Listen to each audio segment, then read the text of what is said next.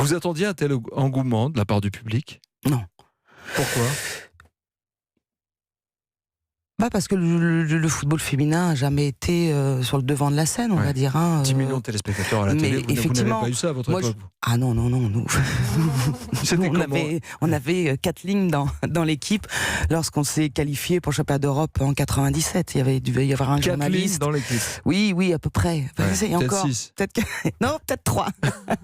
Comment vous expliquez en quelques années effectivement ce nouveau visage et surtout cet intérêt à la fois des médias, des sponsors et du public pour le football? C'est vrai que l'arrivée de Noël Le Graët, le président de la fédération, a fait pour beaucoup, parce que avant qu'il soit président, on en discutait un petit peu ensemble et il disait ma priorité sera le développement du football féminin. Et ça a vraiment été sa priorité, avec Brigitte Henriquez, qui est aujourd'hui vice-présidente de la fédération. Alors on n'en dit pas jamais assez, mais vice-présidente, une femme à la Fédération française de football, je peux vous dire qu'il y a 20 ans, c'était même pas envisageable.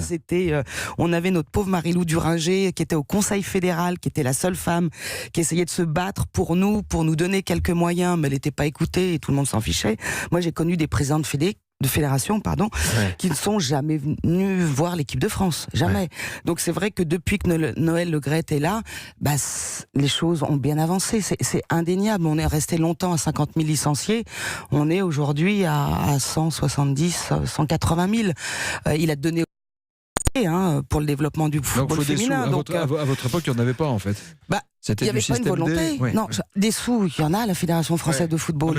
Mais il n'y avait pas de volonté. Là, c'est vraiment une réelle volonté du président Le Graët. Enfin, ça a été une de ses priorités. Et que ce soit sur les arbitres, que ce soit sur les dirigeantes, que ce soit dans les instances, les différentes instances.